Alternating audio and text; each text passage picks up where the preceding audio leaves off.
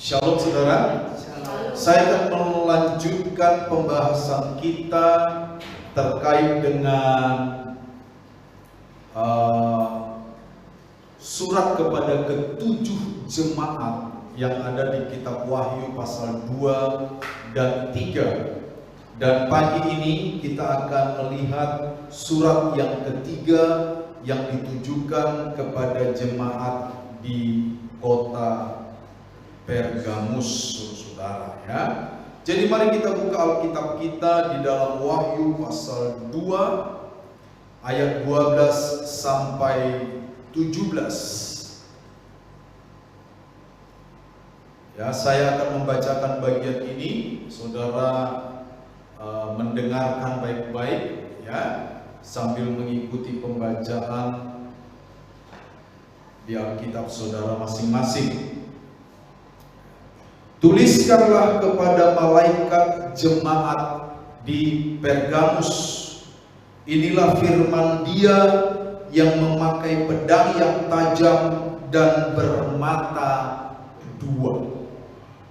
Aku tahu di mana engkau tinggal, yaitu di tempat tahta iblis, dan engkau berpegang kepada namaku. Dan engkau tidak menyangkal imanmu kepadaku, juga tidak pada zaman Antipas saksiku yang setia kepadaku, yang dibunuh di hadapan kamu, di mana iblis tinggal. Tetapi aku mempunyai beberapa keberatan terhadap engkau. Di antaramu ada beberapa orang yang menganut ajaran Bileam, yang memberi nasihat kepada Balak untuk menyesatkan orang Israel, supaya mereka makan persembahan berhala dan berzina. Demikian juga ada padamu orang-orang yang berpegang kepada ajaran pengikut Nikolaus. Sebab itu bertobatlah, jika tidak demikian aku akan segera datang kepadamu, dan aku akan memerangi mereka dengan pedang yang di mulutku ini. Tetapi siapa bertelinga hendaklah ia mendengarkan apa yang dikatakan Roh kepada jemaat-jemaat. Siapa yang menang, kepadanya akan kuberikan dari mana yang tersembunyi, dan aku akan mengaruniakan kepadanya batu putih yang di atasnya tertulis nama baru, yang tidak diketahui oleh siapapun selain oleh yang menerimanya.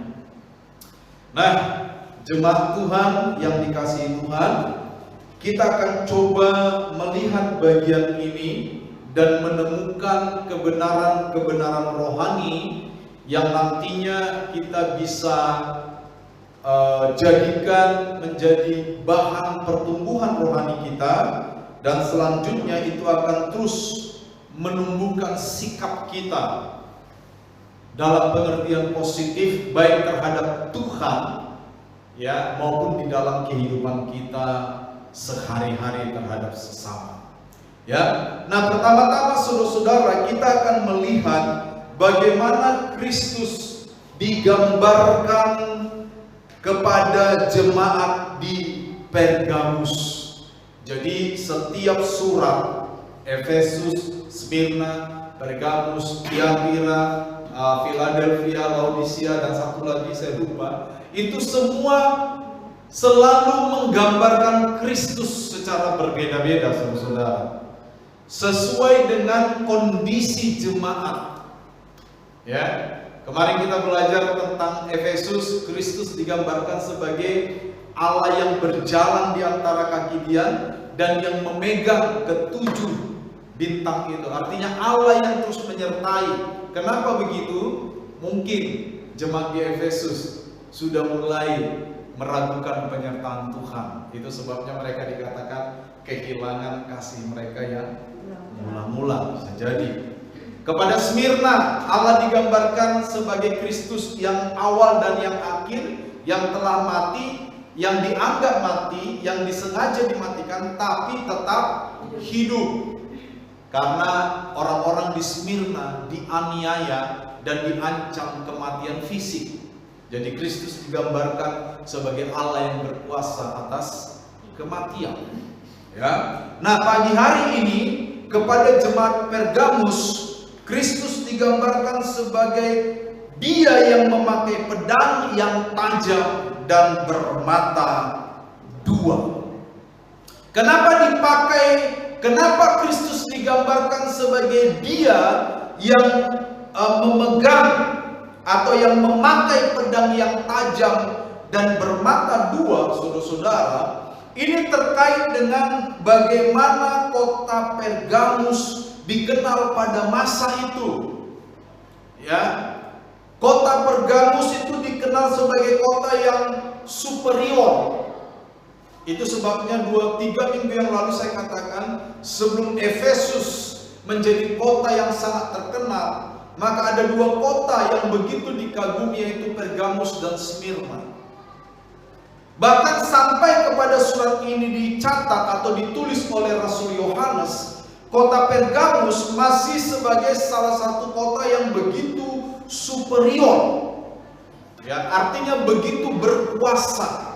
Kota ini mengendalikan semua kota-kota yang ada di Asia Kecil. Kenapa? Karena kota Pergamus oleh kerajaan Roma, karena waktu itu Roma menginvasi atau mengkoloni, menjajah Asia Kecil, maka pemerintahan Roma menjadikan kota Pergamus sebagai pusat pemerintahan politik.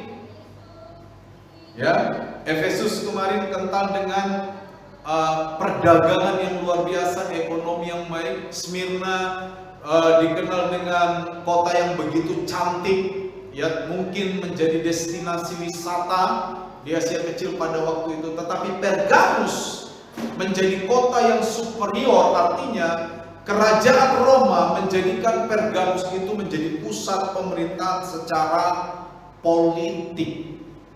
Jadi semua nanti kebijakan, ya, itu berasal dari kota Pergamus.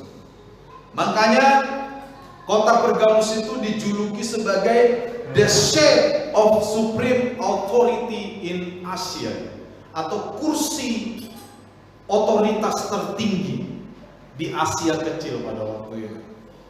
Jadi kota Pergamus dijuluki sebagai tahta. Makanya nanti ada istilah tahta iblis, ya kan? Ayat berapa itu tadi tahta iblis? Ayat 13. Aku tahu di mana yang kau tinggal, yaitu di tempat tahta iblis. Jadi ini terkait dengan julukan bagi kota Pergamus. Kota Pergamus adalah suatu tahta, kursi yang berkuasa, di mana segala kebijakan itu digodok di Pergamus. Dan sekali lagi pemerintahan Roma menjadikan kota ini menjadi pusat pemerintahan politis. Ya, di sana, ya, wakil-wakil pemerintahan Roma, ya, didudukkan, dan semua wakil, ya, atau prokonsul atau apapun sebutannya pada waktu itu, tunduk kepada otoritas Roma, dan ketundukan mereka diperlihatkan dan dimanifestasikan secara jelas kepada rakyat di Pergamus, bahkan di seluruh Asia Kecil. Jadi sekali lagi, ya, kota Pergamus adalah kota yang punya otoritas, punya kekuasaan. Dia bilang A, maka jadilah A. Dia bilang B, jadilah B. Nah, jemaat ini tinggal di tengah-tengah kondisi politis seperti ini, saudara-saudara. Di tengah-tengah satu kota yang dikenal sebagai tahta. Nah, selanjutnya tidak sampai di sana, ya, kekuasaan atau otoritas Pergamus ini dilambangkan dengan pedang bermata dua yang tajam. Ya. Jadi ini tidak seperti pedang biasa yang dipakai oleh tentara-tentara pada umumnya. Pedang bermata dua pada waktu itu hanya khusus dipakai oleh tentara Roma. Dan saudara bisa bayangkan gambaran pedang bermata dua itu bisa memotong ke bawah dan memotong ke atas.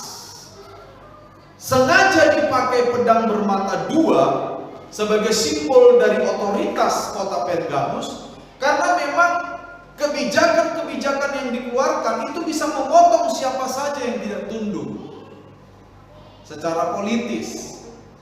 Nah, gereja hidup di tengah-tengah konteks politik yang seperti ini, saudara-saudara. Ya, betapa sulitnya kehidupan gereja pada waktu itu. Sekali lagi, pedang ini merupakan simbol dari otoritas resmi yang tadi kita sudah bahas. Pedang ini memiliki semacam hak, yaitu right of the sword, yaitu hak pedang itu, yang dalam bahasa dulu disebut jus gladii. Jus gladii ini satu istilah yang menggambarkan bahwa di tangan pedang inilah terletak kehidupan dan kematian. Kalau pedang ini mau kamu hidup, kamu hidup. Kalau pedang ini mau kamu mati, matilah sekarang kamu, karena ditebas. Artinya, saudara-saudara, dari penjelasan ini, pemerintahan yang ada di kota Pergamus adalah pemerintahan yang absolut otoriter, yang tidak bisa ditentang oleh siapapun. Pemerintahan Roma menerapkan kekuasaan penuh yang tidak tunduk mati. Di tanganku ada pedang bermata dua, kata kerajaan Roma. Kamu tidak tunduk, mati. Kamu mau hidup, tunduk sama Roma. Kira-kira begitulah kondisi politik kota Pergamus ketika surat ini dikirimkan kepada jemaat di Pergamus. Roma memegang hakmu, apakah engkau hidup atau harus mati. Roma yang menentukan. Tentara Roma yang menentukan apakah Anda hari ini harus tetap hidup atau harus mati. Ya. Nah, itu sebabnya saudara-saudara, Kristus datang dengan satu julukan. Kira-kira begini Kristus datang, ya. Walaupun Roma mengaku-ngaku bahwa di tangannya lah kehidupan dan kematian. Walaupun Roma dengan simbol pedang tajam mengintimidasi jemaat Tuhan atau orang-orang di Pergamus, siapa yang taat hidup, yang tidak taat mati. Walaupun kerajaan Roma mengaku bahwa dialah pemegang otoritas tertinggi di sana, tetapi kata Kristus melalui ayat ini, sesungguhnya akulah yang berkuasa secara absolut. Aku sesungguhnya yang memegang pedang bermata dua itu, bukan Roma. Nah, kenapa Kristus diperkenalkan dengan cara seperti ini? Kristus ingin menghiburkan jemaat di Pergamus. Kristus seakan-akan berkata seperti ini, saudara-saudara. Walaupun di depan matamu ada kenyataan bahwa engkau ditekan dengan tentara Roma dan kerajaan Roma, bahkan dengan julukan-julukan yang mengerikan, bahwa di tangan mereka lah kehidupan, di tangan mereka lah kematian. Lalu Kristus mengatakan, jangan takut. Sesungguhnya yang benar itu adalah di tangankulah kehidupan dan kematian. Akulah yang berkuasa sesungguhnya mengatakan seseorang hidup atau seseorang mati. Kira-kira saudara-saudara seperti itulah. Sehingga ide yang disampaikan melalui julukan Kristus di sini adalah bahwa Kristus yang memiliki otoritas atas alam semesta. Ketika Kristus diperkenalkan sebagai Dia yang memegang atau yang memakai pedang bermata dua, maka Kristus diperkenalkan sebagai pemegang otoritas atas alam semesta. Dan pemegang otoritas atas alam semesta sedang berbicara kepada pemegang otoritas di Roma yang sifatnya sementara. Ini dia, saudara bisa bedakan? Kristus adalah pemegang otoritas atas alam semesta secara wilayah dan secara waktu kekal. Sementara Roma hanya memegang otoritas atas Asia kecil dan dari segi waktu temporer, tidak kekal. Saudara lihat perbandingannya. Kristus wilayahnya alam semesta, waktunya kekal. Roma hanya di Asia kecil dan beberapa jajahannya, waktunya sementara, temporer. Nah, ini sedang berhadap-hadapan. Kira-kira ide yang disampaikan Kristus seperti ini. Jangan takut jemaat di Pergamus. Allah yang engkau sembah adalah Allah yang tidak saja berkuasa atas Roma dan Asia kecil. Allah yang engkau sembah adalah Allah yang berkuasa atas alam semesta. Dan kekuasaan atas alam semesta ini tidak temporer. Kekuasaan Allah adalah kekuasaan yang absolut, kekal. Sementara apa yang ada di depan matamu adalah kerajaan Roma yang hanya berkuasa di sekitar Roma, Asia kecil dan beberapa negara jajahannya, dan kekuasaannya itu sementara. Itu ide yang hendak disampaikan, sehingga Allah digambarkan sebagai Dia yang memegang atau memakai pedang bermata dua yang tajam. Ditangkap kan? Ya. Kalau saudara menjadi jemaat di Pergamus, lalu saudara dan saya ditekan oleh pemerintahan Pergamus, saya yakin bahwa tekanan itu bukanlah tekanan yang mudah untuk dihadapi, betul? Iya kan? Karena walaupun orang semua orang ingin ke surga, betul nggak? Betul? Ada di antara kita yang tidak pengen ke surga? Angkat tangan. Saya balik pertanyaan, siapa yang pengen ke surga? Saya. Angkat tangan. Cuma Pak Martin yang nggak angkat tangan. Hati loh, Pak. Yang satu cepat mati pintu ke surga. Nah itu. Semua orang pengen ke surga, tapi tidak satu pun mau menjadi yang duluan. Betul nggak? Ada yang mau duluan ke surga?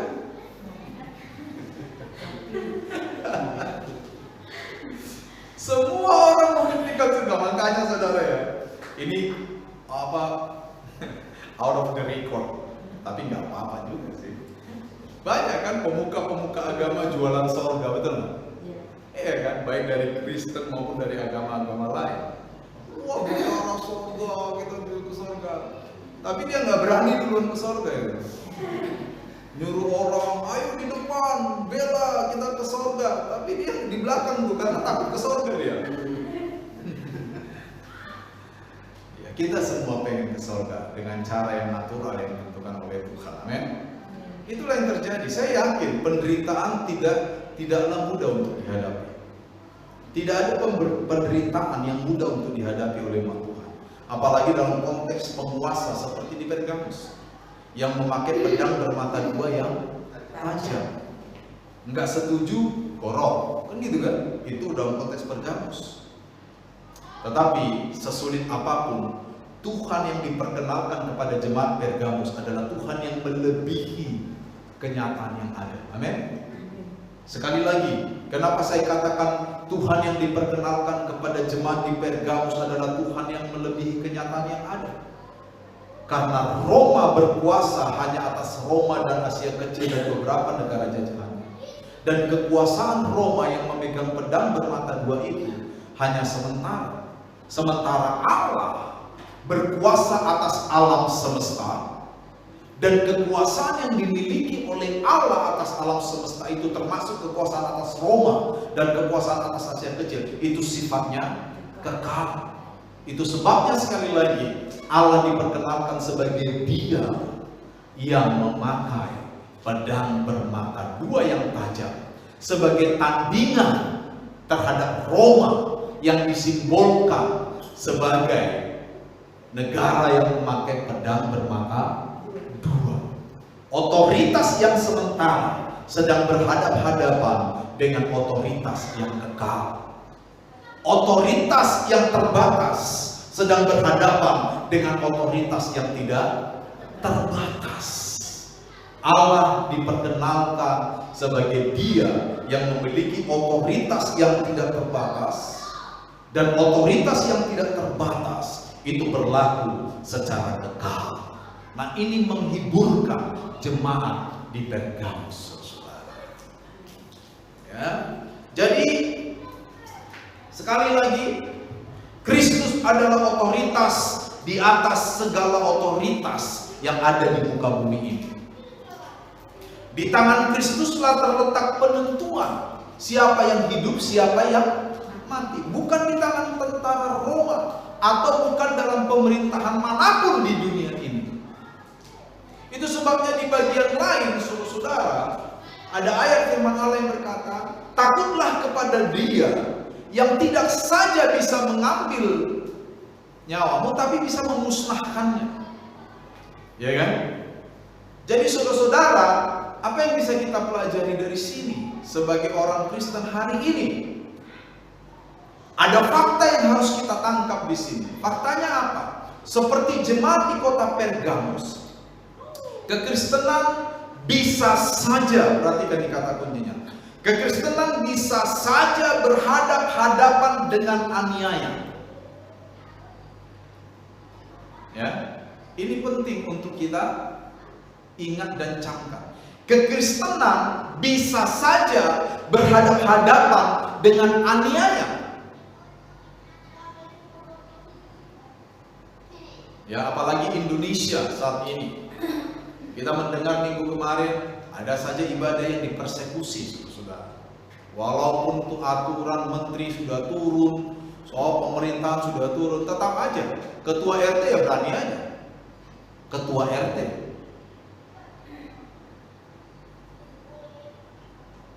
Ini sudah berapa ketua RT yang mempersekusi ibadah, mulai dari Lampung kemarin. Iya kan? Ini ketua RT lagi kemarin di mana tuh? Di Bekasi atau di mana di daerah Jakarta? Ya, bayangkan. Kekristenan bisa saja berhadap-hadapan dengan fakta aniaya.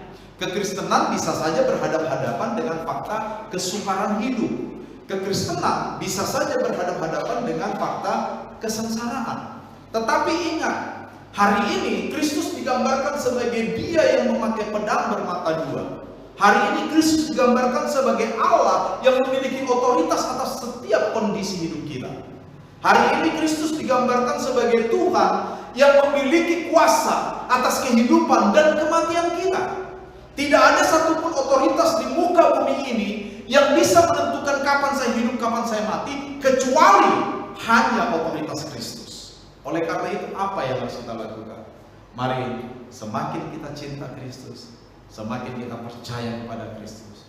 Dan yang menghiburkan kita adalah Kristus tidak pernah asal-asalan dalam memimpin kita. Amin. Dia tidak pernah asal-asalan. Di Kristus tidak pernah dikendalikan oleh moodnya. Tahu mood ya? Kondisi hati. Manusia masih sering dikendalikan oleh kondisi hati, betul? Kristus tidak pernah dikendalikan oleh kondisi hati. Dia adalah Allah yang persistence, tetap. Dia adalah Allah yang teguh. Teguh dalam kasih-Nya, teguh dalam keadilan-Nya, teguh dalam setiap tindakan-tindakannya. Dia adalah Allah yang berdaulat atas setiap perkataannya. Oleh karena itu, Kristus tidak pernah salah, Dia tidak pernah keliru, Dia tidak pernah gagal. Makanya gak salah kalau kita selalu berdoa dan berkata ya, bahwa Allah itu adalah otoritas di atas segala otoritas yang ada. Kalau demikian, apakah kita masih harus takut menghadapi kehidupan? Ya kan? Apakah kita harus menjadi gentar menghadapi kehidupan? Ya, saya tidak berkata bahwa setiap kesulitan harus kita hadapi dengan tertawa, bukan. Yang saya katakan adalah setiap kesulitan hidup apapun bentuknya pada masa hari ini, kita harus tahu bahwa Kristus berkuasa atas hidup dan mati kita. Bahwa Kristus berkuasa mengontrol kehidupan kita lebih daripada keadaan mengontrol kita. Kristus berkuasa mengontrol hidup kita lebih daripada masalah-masalah mengontrol hidup kita. Jangan pernah takut. Jangan pernah takut. Amin. Jadi begitulah jemaat di Pergamus dihiburkan oleh Tuhan. Mereka dihiburkan dengan cara menampilkan Kristus yang memakai pedang bermata dua yang tajam, mengimbangi pedang bermata duanya Roma. Roma tidak ada apa-apanya di hadapan Kristus. Penderitaan yang diakibatkan oleh tentara Roma itu hanya sementara. Tetapi ingat, pertolongan Kristus itu kekal untuk selama-lamanya. Haleluya. Ya, kita lanjut ya. Sekarang kita melihat jemaat di Pergamus. Di ayat 13 dikatakan, aku tahu di mana engkau tinggal, di tempat tahta iblis. Nah, ini yang tadi saya katakan. Jemaat di Pergamus tinggal di tempat tahta iblis. Tentu saja tahta iblis yang dimaksud adalah bahwa jemaat di Pergamus secara faktual mereka ada di bawah otoritas kerajaan Roma yang menentukan segala kebijakan, yang menentukan hidup matinya mereka secara fisik. Dan ini disebut sebagai tahta iblis karena Pergamus pun dikenal dengan julukan tahta otoritas tertinggi, the seat of the supreme authority in Asia.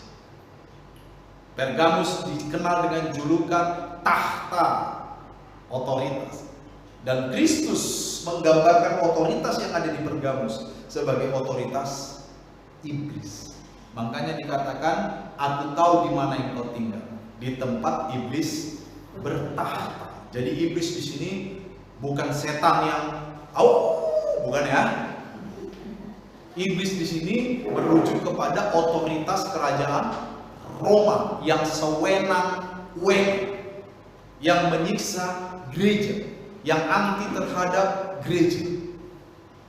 Secara figuratif itu bukan dalam arti sesungguhnya ya. Kita belajar dulu ada denotasi, konotasi, mungkin figuratif lebih dekat ke konotasi. Secara konotatif, tahta iblis ini sedang berbicara bahwa gereja sedang berhadapan dengan otoritas atau kekuasaan yang menentang Kristus dan gerejanya dalam segala hal. Ya, di beberapa belahan dunia ini terjadi, saudara. Tidak boleh ada gereja, orang-orang percaya harus beribadah di sungai. Dilihat tentara mereka lari masuk ke gua-gua, Alkitabnya harus dirobek selembar-selembar, digulung-gulung-gulung, dimasukkan ke lengan baju supaya nggak ketahuan. Bayangkan, kita Alkitab masih utuh kan? Dibaca ndak? Kan ke situ aja saya. Kalau saya yang khotbah gitu aja. Saya kasih fakta-fakta, habis itu saya jebak. Kan gitu aja kan? Saudara, di beberapa negara tertentu di mana kekristenan begitu dianiaya, Alkitab tuh sampai dirobek, dibagi dua, digulung-gulung, disebar-sebar, ditaruh di mana-mana, saudara. Di lipatan baju, celana, supaya nggak ketahuan. Nanti mereka ketemu di pasar tukeran, supaya bisa baca Alkitab. Itu beberapa dekade yang lalu ya. Mungkin sekarang sudah zaman handphone, sudah ada Alkitab semua kan. Beberapa dekade yang lalu seperti itu. Bayangkan ya, di Pergamus gereja berhadapan dengan otoritas. Tapi apa yang dilakukan oleh gereja di Pergamus? Dikatakan apa saudara? Ayat 13, aku tahu di mana engkau tinggal, di tempat tahta iblis, ya. Tetapi engkau berpegang kepada namaku, ya. Lalu engkau tidak menyangkal imanmu, bahkan dikasih contoh juga pada waktu Antipas dibunuh di depan kamu karena namaku, engkau tetap setia. Zaman dulu pembunuhan orang-orang percaya itu biasa ya. Saya sudah ceritakan bagaimana bentuk-bentuk penganiayaan terhadap orang percaya. Ya. Artinya saudara-saudara menghadapi menghadapi aturan-aturan yang menekan gereja, menghadapi fakta-fakta aniaya, dikatakan di sini gereja tetap setia. Ya. Hari ini lagu-lagu kita kurang dengan pesan-pesan seperti itu. Lagu-lagu Pentakosta beberapa dekade yang lalu itu bagus-bagus. Ada yang masih ingat lagu Setia-setialah, setialah sampai mati, seperti Tuhan Yesus, setialah sampai mati. Apakah balasanmu untuk kasih setianya? Setia-setialah, setialah sampai mati. Lagu-lagu ini lahir dari pengalaman iman yang dalam. Mengikut Yesus keputusanku. Kan sudah pasti semua saudara tahu apa latar belakang terlahirnya lagu itu kan? Di India kan? Penganiayaan latar belakang dari lahirnya lagu. Sudah. Ya. Jadi gereja berespons. Gereja melihat fakta aniaya. Gereja melihat kesewenang-wenangan pemerintahan Roma. Gereja melihat bagaimana mereka dianiaya. Apa respon gereja? Gereja tetap setia kepada Kristus. Nah, ini yang harus kita contoh hari ini. Mungkin bentuknya beda. Jemaat abad pertama betul-betul berhadapan dengan tentara Roma. Mungkin hari ini kita tidak berhadapan dengan tentara dan kekuasaan secara face to face atau muka dengan muka. Apa aniaya yang bisa kita dapatkan hari ini? Atau apa godaan yang bisa kita hadapi untuk kita meninggalkan Kristus hari ini? Banyak. Apa respons kita? Setia. Amin. Harusnya setia. Ya. Nanti kita akan bahas terkait Bileam lebih dalam. Apa hubungannya dengan setia dan ketidaksetiaan? Perhatikan di ayat 14 dan 15. Pujian ini berubah, berbelok sedikit. Dikatakan apa saudara? Ayat 14 dan 15. Tetapi, kata Tuhan, ya. Tetapi aku mempunyai beberapa keberatan terhadap engkau. Seperti yang kita bahas di Jemaat di Efesus, kata ini sebenarnya secara literal bisa berbunyi seperti ini. Tapi aku punya beberapa hal menentang engkau. Sekarang Kristus menentang siapa? Gerejanya. Tadi Kristus menentang kekuasaan Roma. Itulah Kristus, ya kan? Berteman bukan berarti mengiyakan segalanya, betul nggak? Betul nggak? Tangkap kan?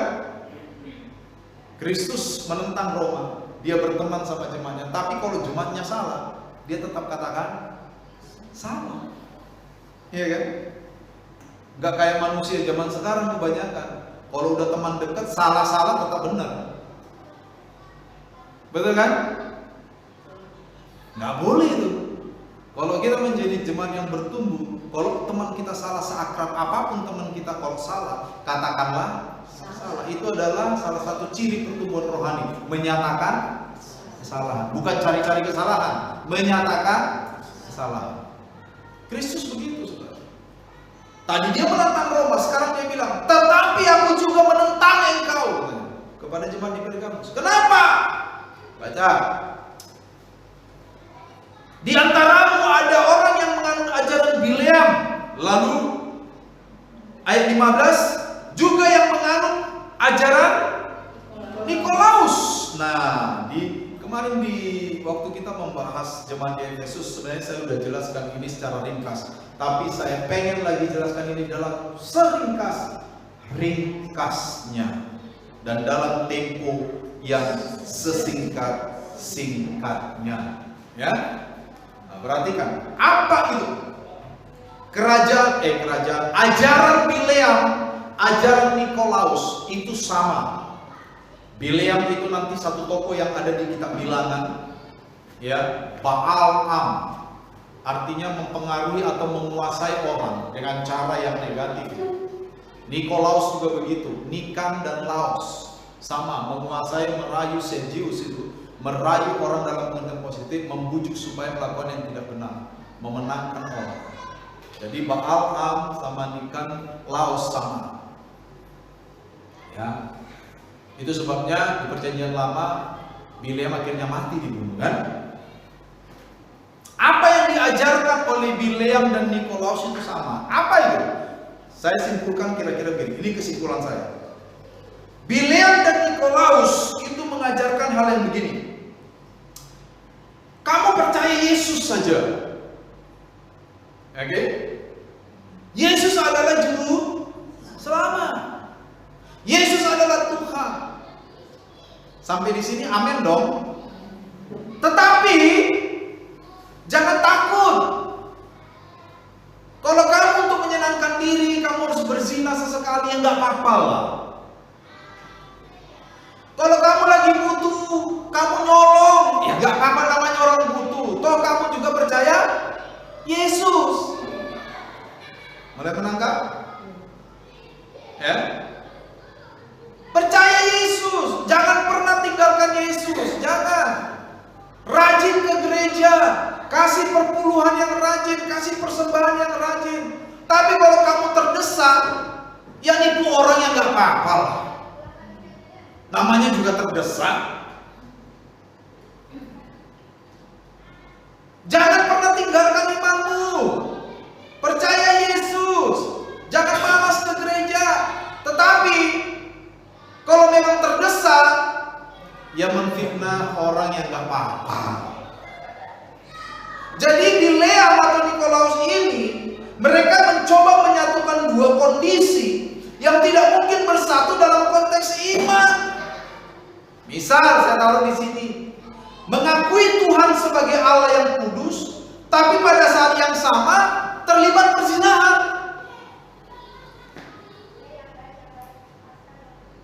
Nah ini yang bahaya saudara-saudara. Dari abad pertama ide ini sudah ada. Sampai hari ini ide ini banyak. Berapa banyak orang Kristen yang kita tahu, orang Kristen yang militan. Yesus dihina, dia datang duluan. Kurang ajar lu ngina-ngina Tuhan gua lu. Tapi dia berzina juga, nipu juga, nyolong juga, bohong juga. Nah ini dia menganut ajaran Bileam dan Nikolaus. Jadi mereka sedang menyatukan di dalam diri mereka dua kondisi yang tidak bisa bersatu di dalam konteks iman. Kalau saya rajin ke gereja, seharusnya tindakan saya apa? Di luar, boleh minum minuman keras? Ya tidak boleh dong. Kalau saya mengaku Yesus adalah Allah yang kudus, boleh terlibat perzinahan? Ya nggak boleh dong. Iya kan? Itu dua kondisi yang tidak bisa bersatu di dalam konteks iman. Sama dengan jemaat di Galatia kan, kenapa Paulus marah-marah sampai bilang orang jemaat di Galatia itu bodoh. Begitu juga orang-orang Yahudi yang disebut Judaizers itu merayu orang-orang Galatia. Udahlah, kamu percaya Yesus, tapi jangan tinggalkan sunat, karena sunat itu sudah wajib itu. Kalau kamu nggak sunat, kamu nggak dapat surga. Itu mengurangi nilai pengorbanan Kristus. Makanya Paulus ngamuk-ngamuk sama jemaat di Galatia. Berapa banyak orang Kristen hari ini mengaku Yesus adalah Tuhan, mengaku Kristen, mengaku segala-galanya tentang Tuhan. Kalau di Facebook ada orang yang memaki Yesus, dia duluan yang maju, ya kan? Tetapi pada saat yang sama, ya dia juga nipu, dia juga nyolong, dia juga zina, dia juga melakukan hal-hal yang lain. Itu dia sedang menganut ajaran Bileam dan Nikolaus, mencampurkan dua kondisi yang tidak mungkin bersatu di dalam konteks iman kita kepada Tuhan. Kita harus memilih. Kita nggak bisa menghidupi keduanya. Kita nggak bisa mengaku Yesus adalah Tuhan, tapi kalau ada perkara kita nyogok orang. Gak bisa. Kita mengaku Yesus adalah Allah yang berotoritas. Haleluya. Tapi kalau ada sesuatu, ada yang gampang soal sudah. Yang berotoritas Yesus apa polisi nih? Kalau dalam konteks ini, Loh, dijawab dong, nggak apa-apa kan? Yang berotoritas Yesus atau Pak polisinya? Ya Pak polisinya lah, karena kalau nggak disogok nggak tembus itu barang kan gitu kan? Iya kan? Berapa banyak kita begitu?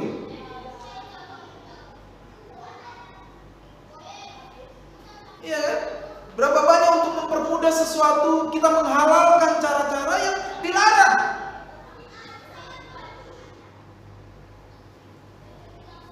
Itu sebabnya saya waktu saudara yang pengalaman dengan saya dulu, salah satu contoh yang paling unik lah. Ya. Waktu beberapa dari saudara ngurus SIM C, masih ingat? Saya larang saudara untuk nembak, betul nggak? Dengan ancaman kalau saudara nembak saya nggak akan doakan saudara lagi. Saya mau tanya, kalau ngasih 50.000, lolos nggak? Lolos, tinggal 50.000 seberapa sih? Tapi dengan memberikan uang 50.000, kita mendukung korupsi, betul nggak? Di satu sisi kita mengaku Yesus adalah Tuhan yang berotoritas dan yang kudus. Di sisi lain kita mendukung korupsi. Bisa begitu? Itu sebabnya saya larang kita mempermudah itu. Betul? Tapi ada saja yang tidak mau tahu itu. Yang penting saya ikut Tuhan. Orang-orang lain juga nyogok kok Pak. Masa kita nggak boleh? Itu biasa Pak dalam dunia yang serba instan seperti ini. Alasan kita seringkali apa? Orang lain juga melakukan. Nah, kalau orang lain melakukan, kalau itu salah, masa kita harus ikut? Memang untuk hidup dalam kebenaran itu nggak mudah. Kadang kita diolok-olok, betul nggak? Kadang kita diolok-olok. Ya, makanya kalau di Polres itu, kalau saya ditanya kerja apa Pak, saya selalu bisa pendeta, biar mereka nggak goda saya untuk nyogok. Pernah saya digoda, yakin Pak mau ujian? Iya Pak, saya kan pendeta Pak. Iya maaf pendeta, ayo kita ujian katanya. Lah serius itu fakta sebenarnya, itu nggak saya karang-karang. Ya, itu satu bentuk. Mungkin banyak bentuk di dalam hidup kita yang begitu, betul nggak? Di satu sisi kita memuja Tuhan sebagai Allah yang kudus, tapi di sisi lain kita sedang hidup dengan perbuatan-perbuatan yang menentang apa yang kita puja. Itulah Biliam dan Nikolaus. Mereka tidak nyuruh jemaat tinggalkan Yesus, tidak. Tetaplah percaya Yesus, tetaplah begini-begini. Tapi ingat ya, kalau kamu terdesak ya nyolong nggak apa-apa. Dan hari ini ajaran itu ada, saudara. Itu yang kita sebut beberapa tahun yang lalu sebagai radical grace. Udah pernah saya ajarkan itu kan? Anugerah yang berlebihan. Kenapa dikatakan berlebihan? Ya karena itu. Ya kalau kamu berzinakan kamu masih manusia ya. Jadi tetap ada anugerah. Kita tidak dilatih untuk berperang melawan otoritas dosa. Kita dilatih menikmati hidup senikmat-nikmatnya. Dan itulah Biliam dan Nikolaus. Kesenangan hidup semata tujuannya. Ya, pengen sorga, tapi juga pengen sorga di dunia. Itu kira-kira kalau bahasa sekarang. Oke, kita lanjut ya. Firman Allah berkata, saudara-saudara, ayat 16, sebab itu bertobatlah. Jika kamu tidak bertobat, aku akan datang kepadamu dan aku akan memerangi kamu. Dengan apa? Dengan apa mau diperangi itu? Hah? Diikutin lagi pedang yang di awal tadi. Artinya apa? Kalau kamu begitu ngikut-ngikut ini, Ya silakan saja, pedang Roma itu akan hancurin kamu. Silakanlah, kamu bisa bertahan nggak? Saya udah pegang pedang otoritas kekal nih. Tapi kalau kamu nggak tunduk sama keputusan, ya sudah, saya turunkan tangan udah, jalan aja sendiri. Nah, kira-kira gitu loh. Tapi Tuhan memakai dengan pedang yang di mulut. Makanya sering saya bilang saudara, karena ada orang bilang gini ya, kenapa orang Kristen bisa kesurupan? Kenapa orang Kristen bisa gini semua penderitaan ini? Ya jangan-jangan dia tidak dalam perlindungan Tuhan. Tapi saya nggak tahu loh, karena itu kan saya nggak pernah tahu. Tapi jangan-jangan. Mungkin saja dia tidak sedang dalam perlindungan Tuhan. Kalau kita benar-benar dalam perlindungan Tuhan, ya setan takut sama kita. Bahkan kalau ketemu kita di jalan, setannya yang lari. Wah, tolong ada manusia gitu. Bukan, ada setan, itu kan manusia yang ngomong. Jangan-jangan saya tidak dalam perlindungan Tuhan. Kenapa saya bisa kesurupan ya? Kenapa saya bisa tantrum? Tantrum bukan hanya anak kecil loh, betul nggak? Orang dewasa juga bisa tantrum, betul nggak? Disenggol dikit, oh jangan senggol bos. Ini Medan bos, senggol bacot. Iya kan? Tantrum. Orang percaya, pelayan Tuhan, tantrum. Kenapa? Ya mungkin dia hidup di dalam pengaruh ajaran Nikolaus dan William ini, sehingga otoritas Tuhan tidak ada padanya. Ingat loh, Tuhan sudah bilang, kalau kamu gak bertobat, aku yang memerangi kamu, bukan Roma. Roma memerangi kamu itu sementara, kalau aku kekal loh. Iya kan? Karena otoritas Tuhan kekal, wilayahnya juga tak terbatas. Kalau Roma tadi otoritasnya terbatas, wilayah terbatas. Makanya Tuhan bilang, kalau kamu gak bertobat, bukan Roma yang memerangi kamu lagi, aku yang memerangi kamu. Aku yang tadinya bela kamu, sekarang aku akan memerangi kamu. Dengan apa? Sama. Dengan pedang itu. Sama. Dan itu menggambarkan otoritas lagi. Bukan berarti Tuhan turun dari surga bawa pedang. Ya kan? Kayak Goliat datang dengan membawa pedang. Bukan. Tapi dengan otoritas Tuhan. Karena di tangan Tuhanlah hidup dan mati tadi, bukan di tangan prokonsulnya orang Roma. Bukan. Ya. Lalu berikutnya saudara, ya. Di ayat 17, siapa bertelinga hendaklah yang mendengarkan apa yang dikatakan Roh kepada jemaat. Siapa menang? Sekali lagi, siapa menang? Ini nanti di seluruh surat ini pasti ada. Siapa menang? Artinya siapa bisa menghidupi? Artinya siapa bisa setia kepadaku dalam kondisi seperti itu? Ya, dalam kondisi kota Pergamus nanti. Maka akan kuberikan kepadanya mana yang tersembunyi. Mana? Kalau kita bicara mana, kita ingat dulu bangsa Yahudi atau Israel yang kita sebut ketika keluar dari Mesir selama 39 tahun 11 bulan itu dikasih makan mana dari surga. Dan satu-satunya bangsa, tidak ada bangsa lain. Dan orang-orang Yahudi setelah masa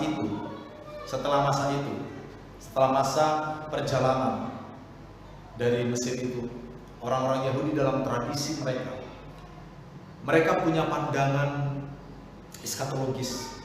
Eskatologis itu seperti nanti kalau zaman akhir, mana yang dulu pernah diberikan kepada nenek moyang kami itu akan diberikan lagi kepada kami. Itu simbol bagi mereka. Ngerti ya maksudnya? Ya, bayangan eskatologis.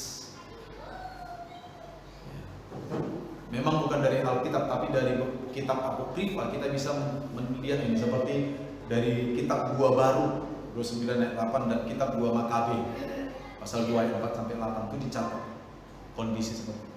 Orang-orang Yahudi punya pengharapan Mesian. Kalau nanti Mesias datang, dia akan memberikan manna seperti yang dia berikan dulu di padang gurun. Jadi Yesus memakai konteks ini, ya kan? Dikatakan kalau kamu setia, apa yang kamu harapkan itu akan kau peroleh. Kira-kira begitu. Dan kalau dalam konteks hari ini, apa yang kita harapkan terkait kedatangan Kristus? Yaitu kita bersama dengan Kristus di dalam kerajaan surga. Jadi mana bagi kita hari ini? Ya surga. Ya, kalau Kristus nanti suatu hari datang, hari ini, entah besok, entah lusa, entah kapanpun, maka kita berharap kita ada bersama dengan Dia di dalam surga. Kalau kita setia kepada perjalanan hidup iman kita seperti jemaat di Pergamus. Lalu dikatakan, ya terakhir, apa lagi yang diberikan kepada mereka? Aku akan mengaruniakan kepadanya batu putih yang di atasnya tertulis nama baru. Nama ini tidak diketahui oleh siapapun kecuali hanya yang menerima. Memang agak sulit memahami ini, agak sulit, ya. Tetapi kira-kira begini, ya. Dulu kalau kita mau ke konser, sebut saja konser ya, karena dulu zaman-zaman abad-abad pertama juga ada konser pertandingan olahraga, atletik, ya kan? Dulu kan sudah ada atletik, lomba lari dan sebagainya. Maka setiap orang akan mendapat tiket tersendiri. Tiket. Dan itu terbuat dari batu kecil, segi 4 dan warnanya putih. Artinya tiket batu ini lah yang bisa satu-satunya sebagai alat yang membuat dia bisa masuk ke dalam stadion itu. Ya, itu pandangan pertama. Ada lagi yang bilang, ya, batu putih itu biasa diberikan kepada gladiator. Tahu gladiator ya? Petarung. Dulu kan ada petarung tuh, masa-masa Roma itu. Biasanya mereka bertarung di arena.